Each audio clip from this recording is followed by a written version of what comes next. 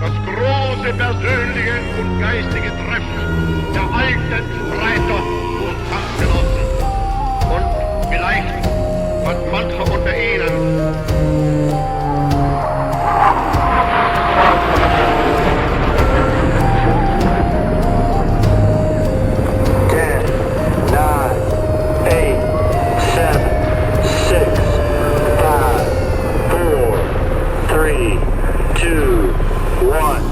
Bienvenidos a Archivos del Tiempo, podcast.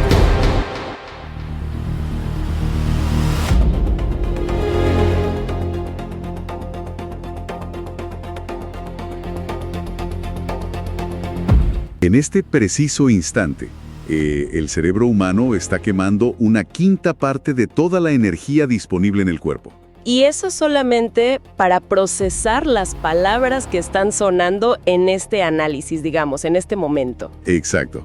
Y al mismo tiempo, el cerebro tiene que luchar contra ese impulso casi instintivo de revisar si hay alguna notificación nueva en el teléfono celular. Es una batalla silenciosa, pero a la vez es una batalla brutal. Totalmente.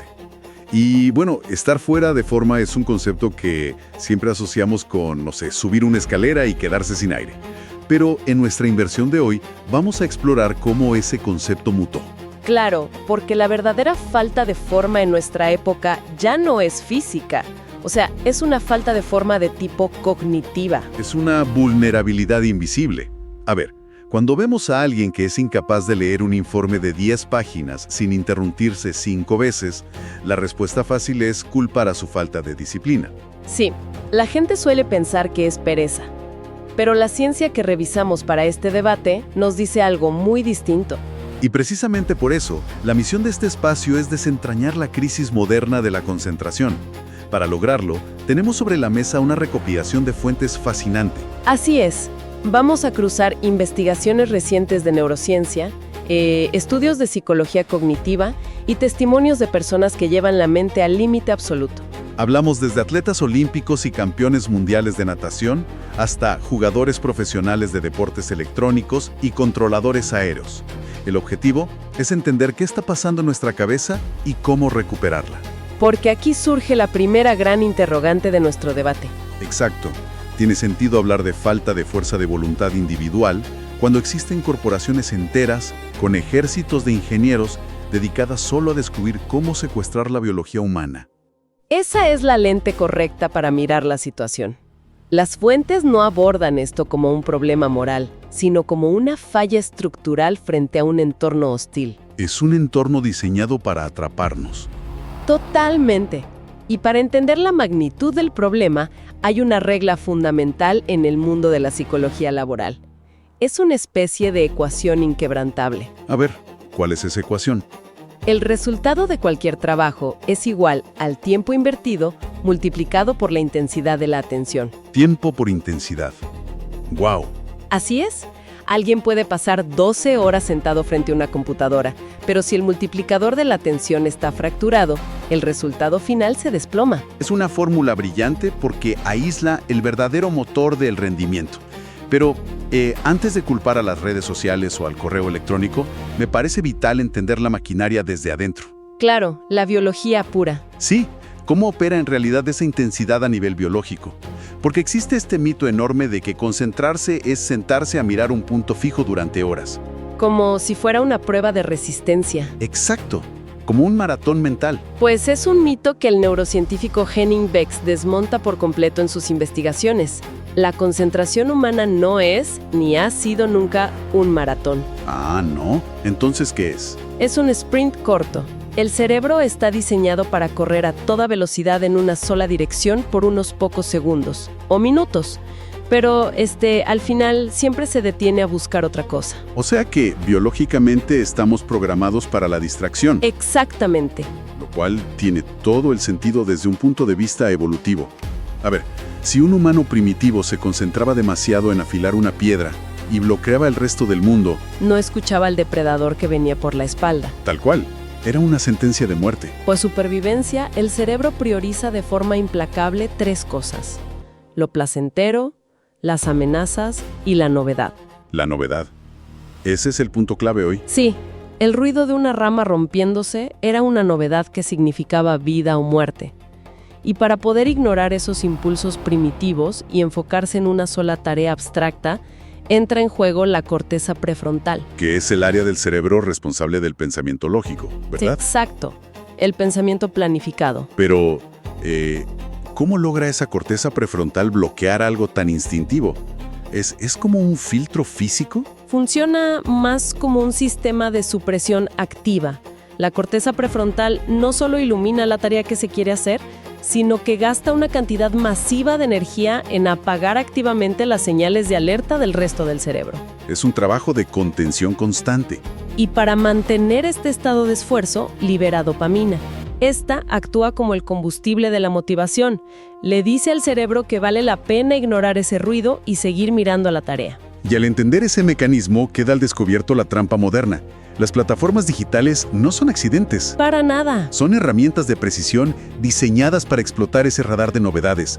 Nos ofrecen una dieta constante de comida chatarra cognitiva. Esa es una gran descripción. Comida chatarra, ¿Sí? porque son ráfagas de contenido hiperestimulante. Inundan el cerebro con pequeñas novedades que no significan nada, pero que exprimen el sistema de dopamina hasta agotarlo. Con un agravante tremendo a largo plazo, que es el daño a la plasticidad neuronal. Expliquemos un poco eso. La neuroplasticidad es la capacidad física del cerebro para formar nuevas conexiones y adaptarse.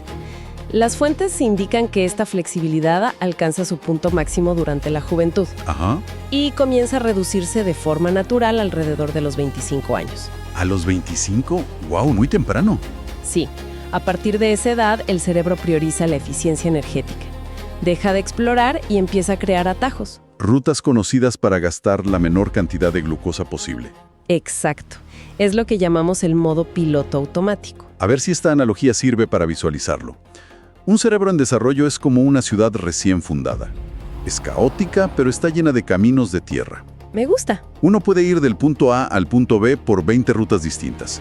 Es lento, pero súper adaptable. Claro, hay muchas opciones. En cambio, un cerebro adulto, buscando esa eficiencia que mencionas, pavimenta una enorme autopista de 8 carriles.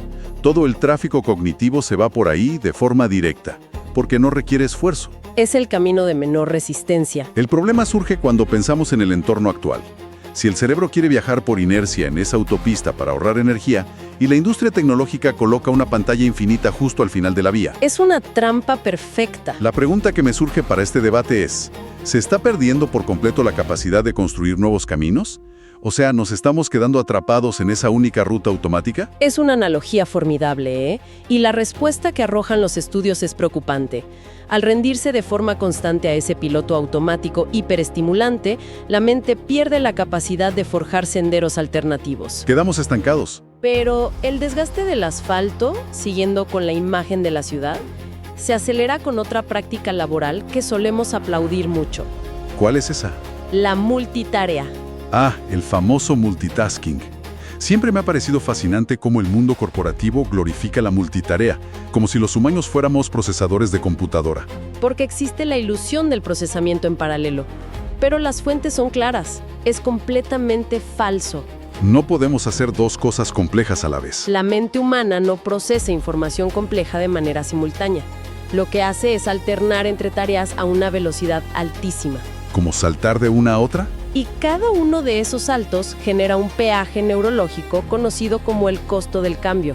Esto me recuerda a la vieja metáfora de hacer zapping en la televisión con el control remoto, pero creo que se queda corta. Sí, es un poco más grave que eso. Es más bien como tener una computadora con muy poca memoria RAM y estar intentando abrir 5 programas de edición de video al mismo tiempo. Una pesadilla para el sistema. Al pasar de uno a otro, la pantalla se congela un segundo, el ventilador hace ruido, o sea, la máquina sufre de verdad. Y ese momento de pantalla congelada ocurre de forma literal a nivel neuronal. Hay un instante de vacío y reorientación cada vez que el foco salta de un correo a una conversación de chat. Y de ahí a una hoja de cálculo. Exacto. En esos microsegundos de reorientación es donde suceden los errores graves. Las fuentes incluyen el análisis de entornos de altísima presión para ilustrar esto. ¿Como el caso del controlador aéreo? J. Peter Konopinski. Así es. Él relata que lo verdaderamente agotador de su trabajo no es monitorear un radar lleno de aviones. Entonces, ¿qué es? Es el cambio abrupto de contexto. El costo de pasar de una supervisión pasiva a resolver una colisión potencial en fracciones de segundo. Lo cual se conecta de manera directa con otro testimonio fascinante del análisis. Dennis, el jugador profesional de deportes electrónicos. El que compite en el juego de fútbol EAFC. Ese mismo. Alguien podría pensar que es solo un videojuego, pero a nivel competitivo, la carga cognitiva es absurda. Las decisiones que toman son milimétricas. En una jugada de 1,5 segundos, Dennis tiene que observar el ángulo del delantero rival, calcular la trayectoria de un pase, mover a su portero con un comando y ajustar la posición de su defensa central con otro. Todo al mismo tiempo. El consumo energético del cerebro en esos instantes se dispara de una forma que parece desafiar la biología. Porque el cerebro es apenas el 2% del peso corporal humano. Pero en esos estados de microcambios constantes, consume hasta el 20% de la energía de todo el organismo. El 20%. Y para sostener ese nivel de voracidad energética, el cuerpo tiene que intervenir. Libera adrenalina para forzar la vigilancia y baña el sistema en cortisol. Que es la hormona del estrés. Exacto. La libera para extraer hasta la última gota de glucosa del torrente sanguíneo. Esta cascada química causa fatiga extrema, rigidez muscular y un agotamiento sistémico total. Es brutal. En el circuito profesional de los deportes electrónicos, esta exigencia es tan fuerte que el pico biológico de velocidad de procesamiento se alcanza a los 24 años. Espera. Alguien de 26 ya es considerado un veterano en declive. Frena un segundo ahí, porque esto me lleva a una conclusión un poco alarmante. A ver, si atletas digitales que entrenan su mente todos los días alcanzan un límite fisiológico de desgaste a los 24 años por la carga de cambiar de tareas a alta velocidad, Sí. ¿qué pasa con una persona común en una oficina? Alguien que pasa 8 o 9 horas al día saltando con una ansiedad tremenda entre responder correos, leer mensajes, participar a medias en una reunión virtual y revisar noticias. Es una excelente pregunta. Está friendo sus circuitos con esos mismos costos del cambio, pero sin darse cuenta. Esa es la cruda realidad del entorno laboral moderno. No hay medallas ni campeonatos de por medio, pero el sistema nervioso está sufriendo el mismo castigo. ¡Wow! El goteo constante de microestrés inunda el cuerpo de cortisol de la misma manera. Esto explica por qué la fatiga mental al final de una jornada de oficina puede sentirse como si el cuerpo hubiera corrido de manera física varios kilómetros. Es un drenaje inducido por el entorno. Absolutamente. Y esto nos lleva a un giro en el debate que me rompe un poco el esquema. ¿Por qué lo dices? Porque si estamos diciendo que un entorno caótico lleno de estímulos y cambios rápidos destroza la capacidad de rendimiento, ¿cómo explicamos a las personas que tienen un caos interno permanente y aún así llegan a la cima del mundo? Ah, te refieres al caso clínico de Angelina Kochler. Exacto. Es uno de los hallazgos más reveladores de la psicología deportiva moderna. Ella es campeona mundial de natación en la categoría de los 100 metros mariposa. Y lo fascinante no es solo el campeonato. No, lo increíble es que Angelina padece un trastorno por déficit de atención e hiperactividad severo, el famoso TDAH. Un diagnóstico muy complejo. Si entendemos la biología básica que mencionamos, su condición significa que ese filtro de la corteza prefrontal, ese guardia de seguridad que bloquea el ruido, en ella simplemente no funciona igual. Todo entra al mismo tiempo. Todo. El ruido ensordecedor del público en la piscina, la temperatura del agua, el flash de las cámaras, sus propios pensamientos cruzados, todo llega a su cerebro a máximo volumen. Para un cerebro neurotípico, ese nivel de entrada sensorial paralizaría el rendimiento por completo. Sin embargo, ella logra canalizarlo. ¿Y ganar? Las fuentes explican que su supervivencia competitiva depende de la construcción de rutinas casi rituales. Para aislar el caos, su cerebro necesita familiaridad extrema. Rutinas muy específicas. Sí, por ejemplo, antes de saltar al agua, escucha canciones específicas de artistas como Taylor Swift o Chappell Rowan. Y no por gusto musical, sino porque las ha escuchado miles de veces. También utiliza ejercicios de visualización, ¿cierto? Así es, visualizaciones hiperdetalladas, como imaginar hojas de álamo moviéndose con el viento mientras está recostada en una hamaca. Pero, a ver, ¿cómo ayuda a imaginar una hamaca a ganar una final mundial de natación? Parece contradictorio. Thomas Bashap, un experto en entrenamiento mental de élite, aporta la explicación fisiológica para esto. Estas rutinas funcionan como un escudo protector, un mecanismo extremo de ahorro de energía. Ah, ¿el ahorro de energía otra vez? Al escuchar una secuencia de acordes que el cerebro conoce a la perfección, se elimina por completo la necesidad de procesar novedad. Se pone la toma de decisiones en un estado de letargo controlado. Preservando todo el combustible cognitivo para los 50 segundos que dura la carrera. Exacto. Bashap también menciona algo muy contraintuitivo, que es el peligro de esforzarse demasiado. Esforzarse demasiado es malo. Él señala que cuando un atleta o cualquier persona intenta forzar la concentración a través de la pura fuerza de voluntad, genera una contracción muscular involuntaria. Tensión. Esa tensión destruye la motricidad fina y frena la velocidad de reacción. Es decir, intentar concentrarse muy fuerte, de manera literal, entorpece el cuerpo. Y por eso las rutinas protectoras son vitales. Llevan a la mente a un punto donde la ejecución ocurre sin fricción, sin el estorbo del esfuerzo consciente. Exactamente. Es una ironía fantástica. Hace un rato establecimos que el piloto automático del cerebro era destructivo cuando nos dejaba a merced de plataformas adictivas. Sí, la autopista sin esfuerzo. Pero las rutinas de Angelina son también un piloto automático. La gran diferencia radica en la intencionalidad. Es un piloto automático diseñado de forma estratégica para proteger la mente, no para evadirla. Esto me hace pensar en la aplicación práctica para el resto de los mortales. O sea, ¿cómo puede alguien construir estas rutinas de Taylor Swift para sobrevivir en algo tan ruidoso como una oficina abierta? El principio es idéntico. Hay que crear anclajes previsibles que le avisen al cerebro que es hora de aislarse. ¿Cómo cuáles? Puede ser el acto de servirse una taza de té específica antes de abrir un documento complejo, utilizar auriculares con ruido blanco para simular una burbuja física, o hacer un ejercicio de respiración de 1 minuto antes de iniciar una videollamada. Es condicionamiento clásico aplicado al entorno laboral. Tal cual. Se trata de poner barreras para que el filtro interno no tenga que gastar energía bloqueando distracciones, porque las distracciones ya han sido bloqueadas desde afuera. Y cuando ese ahorro de energía se logra, entiendo que se abre la puerta al estado máximo de rendimiento humano. El famoso estado de flujo. El santo grial absoluto de la productividad y la creatividad. Pero más allá de lo bien que suena en los libros de autoayuda, lo que muestran las fuentes es lo que ocurre de manera física en el cráneo cuando se alcanza este estado. Es fascinante. La investigadora Corinna Pfeiffer ha mapeado esto utilizando marcadores biológicos no invasivos para leer el cuerpo en tiempo real durante el estado de flujo. ¿Y qué encontró? Los resultados son, honestamente, un rompecabezas. Desafían la lógica inicial de la concentración. ¿Por qué? Cuando un individuo entra en ese estado inmersivo perfecto, donde el reto de la tarea coincide de modo exacto con su nivel de habilidad, la lectura cerebral muestra que la corteza prefrontal se desactiva, y de forma masiva. Un momento. Pausa aquí, porque esto sí es una contradicción gigantesca en nuestro debate. Lo sé. Pasamos la primera parte de este análisis dejando claro que la corteza prefrontal es el motor de la concentración. Es el bloqueador de distracciones. Sin ella, estamos perdidos en la novedad. Así es. ¿Cómo es posible que en el nivel más profundo de concentración que puede experimentar un ser humano, esa zona exacta del cerebro decida apagarse? Es una observación excelente, y es el núcleo de la paradoja del flujo. La corteza prefrontal es como el motor de arranque.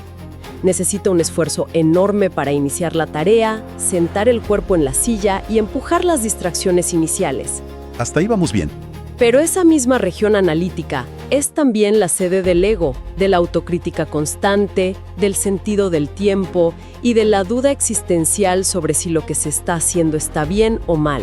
O sea, es el filtro, pero también es el crítico insoportable que vive en la cabeza. El cerebro apaga esa región. Ya no necesita filtrar distracciones porque el individuo está envuelto por completo en la actividad. Ya entiendo. Al desactivar el ego y la autopercepción, la persona pierde la noción del tiempo. El filtro ya cumplió su trabajo. Ahora las redes cognitivas y motoras ejecutan la tarea en un estado de fluidez pura, sin interferencias. Y el ambiente eléctrico del cerebro cambia por completo. Las ondas cerebrales, que en un estado normal de vigilancia hiperactiva son de tipo beta, descienden a ondas alfa y teta. Es fascinante comprender qué hacen estas ondas. Las ondas alfa funcionan casi como un par de auriculares con cancelación de ruido integrados en la cabeza. Estabilizan la mente bloqueando los estímulos erráticos del exterior. Y las ondas teta, que por lo normal solo aparecen en estados de sueño ligero o meditación profunda, permiten que el subconsciente conecte ideas sin el juicio duro de la lógica despierta. Todo esto coincide con una disminución de la actividad en la amígdala. La región que procesa el miedo. Y a la vez, hay una estabilización en los centros de recompensa. Corinna Pfeiffer lo denomina un estado de productividad sin miedo. Una productividad sin miedo. El individuo ejecuta con la máxima destreza, pero con la serenidad de no estar esperando un premio ni temiendo un castigo. La sensación del yo desaparece. Es un estado de gracia biológica. Y bueno, saber que el cerebro es capaz de operar en este estado y contrastarlo con la realidad de cerebros agotados por notificaciones y saltos constantes de atención, hace que sea urgente pasar a la ofensiva. Exacto. Tomando en cuenta la biología del flujo y los daños del ruido moderno, ¿cuáles son las tácticas de resistencia cognitiva concretas que mencionan las fuentes para reparar este daño? El material propone estrategias que van desde la intervención física inmediata hasta cambios estructurales en el estilo de vida. La primera técnica es una táctica de choque para romper el piloto automático. ¿De qué se trata? Implica forzar la presencia física, darse un pequeño pellizco en la mano para sentir el cuerpo en el momento presente, y luego fijar la mirada en un objeto inerte, como un bolígrafo, durante 30 segundos completos y sin interrupciones. A ver, parecería un poco ridículo mirar un bolígrafo por medio minuto en medio de una oficina llena de gente. Puede parecerlo, pero la mecánica detrás es muy sólida. Al mantener la mirada fija en un punto estático, sin parpadear ni apartar los ojos, se genera una leve liberación de adrenalina. Ajá. Ya esta liberación induce una especie de visión de túnel transitoria. Es un reinicio forzado. Al obligar al cerebro a ignorar la visión periférica y concentrarse en algo aburrido, se rompe el circuito de la dopamina barata. Es un entrenamiento para la neuroplasticidad. Es de forma literal ir a un gimnasio cognitivo. Obligar a los ojos a quedarse fijos en algo carente de sentido es como hacer repeticiones con una pesa rusa para la atención. Sirve para recordarle al sistema neurológico quién toma las decisiones. Me encanta esa imagen del gimnasio cognitivo. Y esa soberanía se vincula con la segunda estrategia fundamental, que es el poder de negarse. Decir que no. Así es. Las fuentes abordan la acción de decir no a los estímulos externos como un paso indispensable. Cada vez que se cede al impulso de revisar una notificación que no aporta valor, se está entregando un fragmento de autonomía personal. Proteger la atención se ha convertido en un acto de rebeldía pura contra un modelo de negocio que lucra con el tiempo ajeno. Pero ninguna actitud rebelde se sostiene si la máquina está averiada desde adentro. Por eso, el pilar más crítico que exploran los expertos es el descanso y la nutrición metabólica. ¿La base material para la concentración? A nivel químico, para que la atención sostenida exista, el cerebro requiere sintetizar un neurotransmisor clave llamado acetilcolina. Es la molécula que le dice a las redes neuronales que fijen la información. Y para fabricarla, entiendo que el cuerpo necesita colina. Un nutriente presente en huevos, nueces y ciertos vegetales. Pero entiendo que toda esa química es inútil si no hay un proceso de limpieza. Y aquí entra la regla innegociable del sueño profundo. Hay un detalle en las fuentes que me parece devastador para los hábitos modernos. El tema del ruido nocturno. Sí. Dormir con ruido de fondo, como tener una televisión encendida toda la noche. Es un sabotaje directo a la arquitectura cerebral. Totalmente. Durante el sueño, el cerebro repasa y consolida las conexiones neuronales útiles que se forjaron durante el día. Es cuando los recuerdos y las habilidades se fijan en la memoria a largo plazo. Pero si el entorno está lleno de estímulos erráticos, como el diálogo de una película, el cerebro sigue intentando procesar información externa. Nunca alcanza las ondas delta de limpieza profunda. Y todo el aprendizaje y el fortalecimiento del filtro cognitivo del día anterior se pierde. O sea, alguien que duerme con el televisor prendido está construyendo atajos cognitivos durante el día y dinamitándolos durante la noche. Es un ciclo de destrucción. Y para sostener este mantenimiento durante las horas de vigilia, las fuentes sugieren un entrenamiento táctico estricto. Como la meditación. Espiritual, sino como gimnasia mental. tratar de concentrarse en la respiración, distraerse y obligar a la mente a volver al centro una y otra vez. Es la flexión del músculo de la atención. Además de estructurar el esfuerzo físico y mental en el trabajo, el concienso apunta a trabajar en bloques intensos de 50 a 60 minutos. Seguidos por una desconexión total de 10 a 15 minutos. Pero la palabra clave aquí es total. Claro, la recuperación neurológica no ocurre si, durante el descanso, los ojos pasan de la pantalla de la computadora a la pantalla del teléfono celular. Porque al revisar una red social durante la pausa, la información visual sigue entrando por la misma tubería neurológica que ya está fatigada. El descanso real implica cambiar de canal sensorial. Salir, mirar la luz del sol natural para ajustar los ritmos circadianos, caminar para mover el flujo sanguíneo o, en fin, simplemente mirar por una ventana. Exactamente. Sintetizando todas estas investigaciones de nuestro análisis profundo, la conclusión central de este recorrido por la biología y el alto rendimiento es muy clara. La concentración no es un recurso infinito que brota por arte de magia. Es el producto directo de la protección intencional de nuestra energía. Implica aceptar que la atención humana funciona por intervalos, requiere tiempos de recuperación fisiológica reales y demanda la construcción activa de murallas, ya sean rutinas estructuradas o pausas desconectadas, para mantener a raya el asedio digital. Es fundamental entender que implementar todo esto no tiene como fin último convertirse en un robot hiperproductivo para el mundo corporativo. Para nada. El verdadero valor de recuperar estas herramientas biológicas es recuperar la libertad de elegir en qué se gasta el tiempo de vida consciente sin que un algoritmo dicte el rumbo. Es una cuestión de libertad personal. Y bueno, para cerrar este recorrido, hay una reflexión provocativa que surge al mirar el panorama completo y que merece quedar resonando. ¿De qué se trata? Si analizamos el éxito evolutivo de la especie humana, sabemos que dependió de un equilibrio extraordinario. Un equilibrio entre dos estados, claro. Por un lado, la concentración profunda y láser que permitía tallar una flecha perfecta o cazar, pero por otro lado, dependió del vagabundeo mental. ¿El dejar que la mente volara libre y aburrida? Exacto. Ese espacio vacío fue lo que permitió notar patrones en el clima, conectar ideas dispares e inventar nuevas soluciones. La preocupación hoy es la siguiente. Te escucho. Si se elimina todo espacio para el aburrimiento, si cada fila de supermercado, cada viaje en autobús y cada segundo vacío se llena de inmediato con un estímulo infinito en una pantalla, Es una duda enorme. ¿qué pasará con el futuro de la creatividad humana cuando el espacio para que la mente simplemente divague desaparezca para siempre? El tiempo avanza, pero la historia nunca se detiene. Gracias por escuchar y hasta nuestro próximo encuentro.